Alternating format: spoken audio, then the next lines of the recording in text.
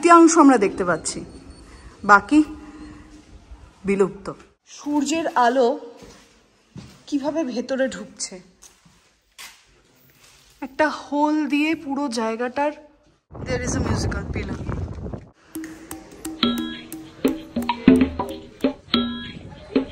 আমরা এবার অটোই নিলাম, কারণ এখানে লোকাল জায়গাগুলো সব জায়গায় ঘুরতে প্রায় 3 থেকে 4 ঘন্টা সময় লাগে, তাই আমরা এবার উঠে পড়লাম।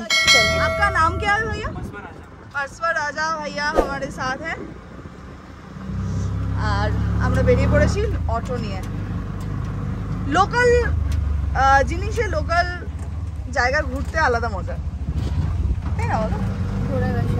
এটা বেশ ঘোড়ার গাড়ি হতো আরো ভালো লাগতো। হ্যাঁ, বেসিক্যালি হচ্ছে এখানের যে জায়গাগুলো, মানে লোকাল যে জায়গাটা, যেটা আমরা গাড়ি বুক করে এসেও সেই জায়গাটা এক্সপ্লোর করতে পারছিলাম না, আরো স্মুথলি এক্সপ্লোর করার জন্য আমরা অটো নিলাম।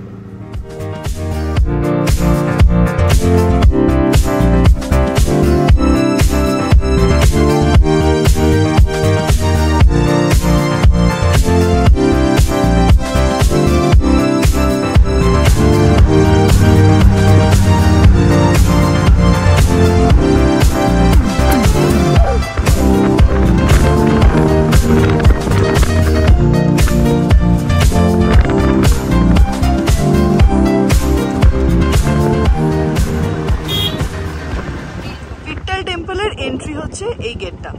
চলো চলে।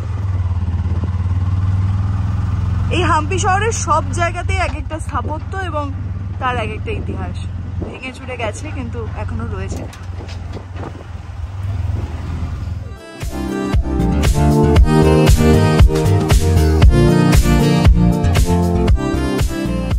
ছেড়ে এবার ই ভেহিকেলসে 20 টাকা করে ticket, up and down per head, 10 টাকা করে আপ অ্যান্ড ডাউন।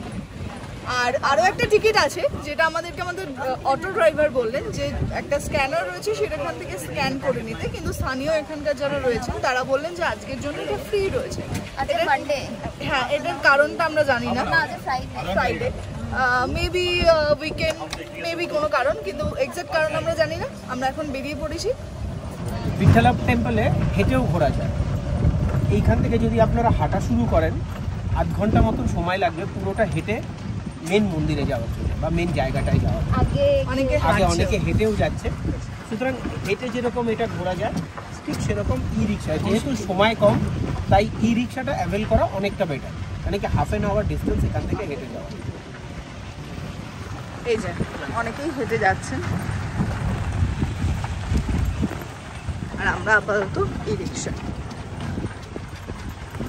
একটু সকাল সকাল বেরোলে এই জায়গাগুলো হেঁটেই ঘোরা ভালো লাগে, ঘুরতে ভালো লাগে, কারণ ওয়েদার যথেষ্ট ভালো, কিন্তু এই মুহূর্তে আমাদের সময় নেই। আর হালকা বৃষ্টিও পড়ছে, ছাতাও আজকে আমরা নিয়ে বেরোইনি, প্রবলেম।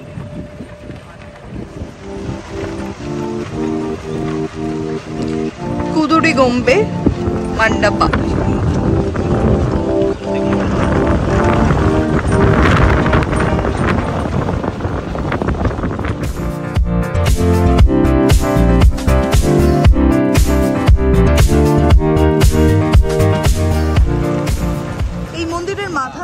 ভেঙে ফেলা হয়েছে, যেমনটা বললাম যে বারবার আক্রমণের শিকার হয়েছে এই হাম্পি সিটি, তাই এই অংশ সেই ধ্বংসাবশেষের একটি পর্যায়।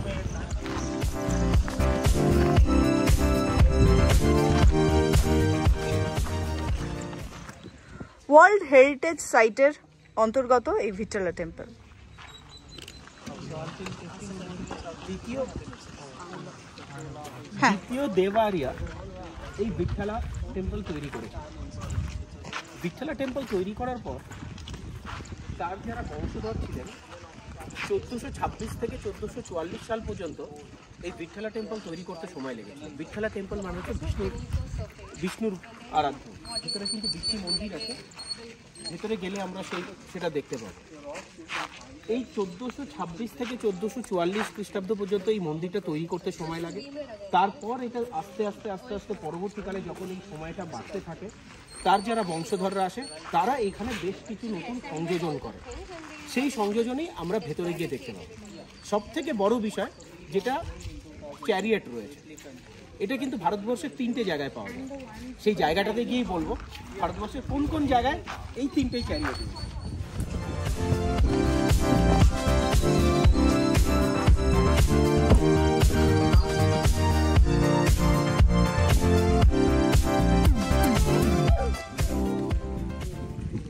And the stone cart.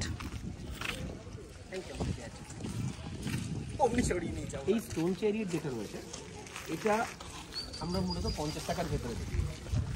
আর এটা ভারতবর্ষের 3টে জায়গায় আছে, একটা উড়িষ্যায় রয়েছে, তামিলনাড়ুতে রয়েছে, আর এখানে রয়েছে হাম্পি। আর আমাদের নোটের পেছনে আছে হাম্পি।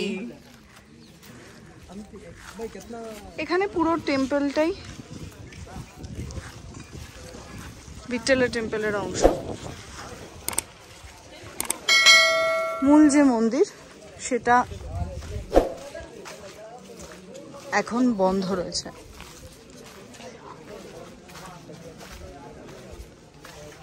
Working progress.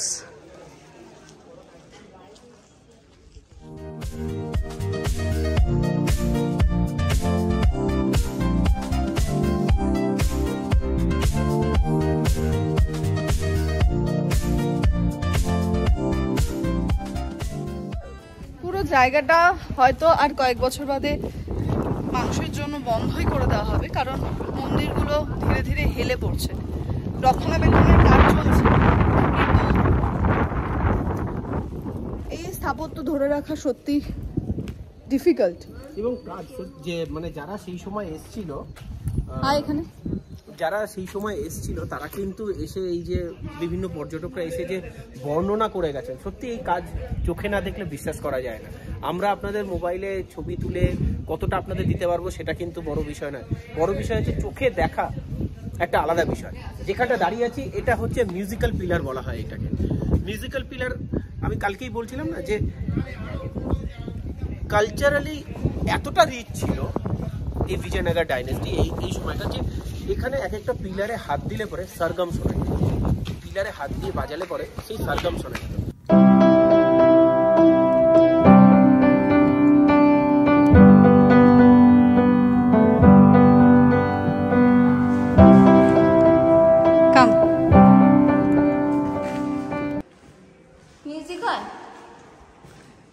বাজাতে হবে, এইটা নয়, সেটা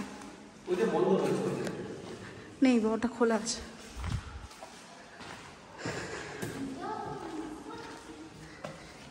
এই চূড়ার 1/3 আমরা দেখতে পাচ্ছি, বাকি বিলুপ্ত।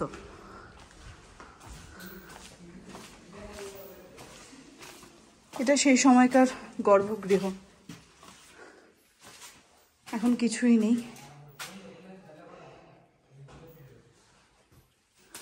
শুধু রয়ে গেছে এই হাতের কাজগুলো,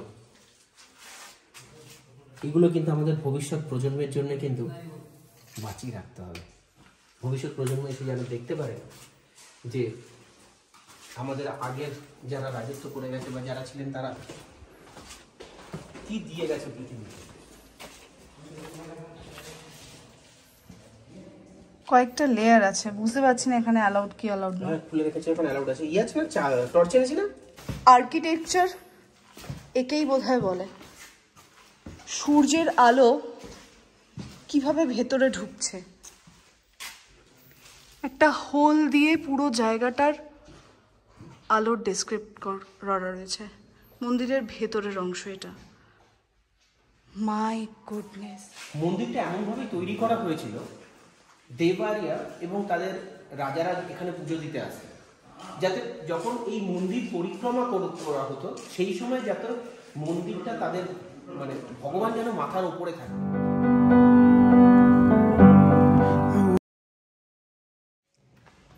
ওই পাশে যেমন একটি নটরাজের মূর্তি রয়েছে, এই পাশেও একটা কিছু ছিল যেটা আজ নেই।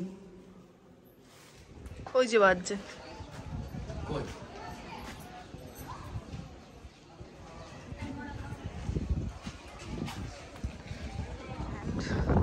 there is a musical pillar.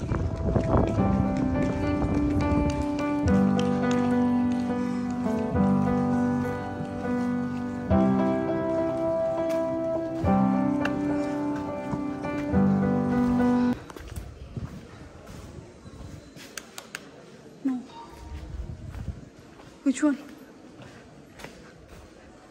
This. Okay. Thank you.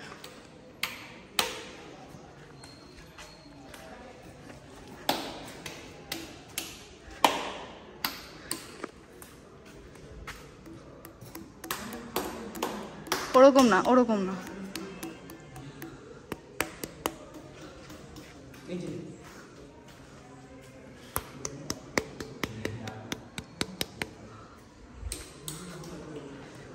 এখানের এই সবগুলোই মিউজিক্যাল প্লেয়ার।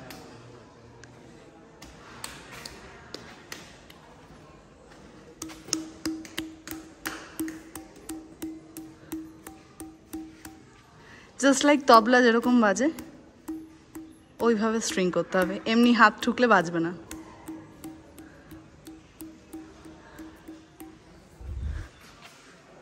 বুঝলে, এমনি হাত পেটালেই হবে না।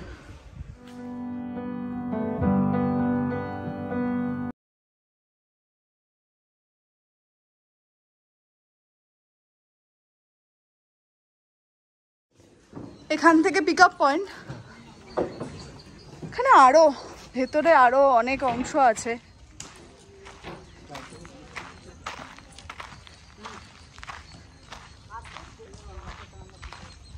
সবটাই এখানে দেখার, মানে কোনটা ছেড়ে কোনটায় যাবো বল। মানে এটাতে এত ভালো ছবি আসবে।